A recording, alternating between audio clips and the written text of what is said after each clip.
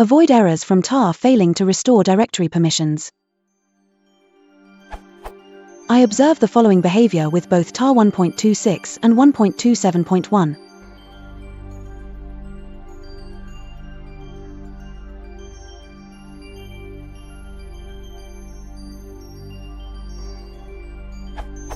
So what I'm trying to do here is extracting a tar file into an existing directory structure, where I'm not the owner of all the directories involved, but I do have write permission on all of them. In fact, they are shared among a group. I don't care about timestamps, and I trust that permissions should be correct already. I'm running this as a normal user, so it shouldn't be trying to preserve permissions unless told so, which I did not. What really does worry me is the exit status. I intend to use this in a script, and want to know whether the actual extraction worked fine. Is there an option to tar which tells it not to set directory permissions, neither immediately nor delayed? Failing that, what other solutions would you suggest? Right now I'm thinking about extracting to a temporary directory and using rsync to move stuff into the existing tree.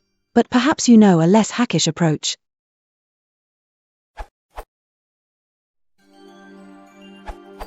This tar option might be what you're looking for. I test it as follows.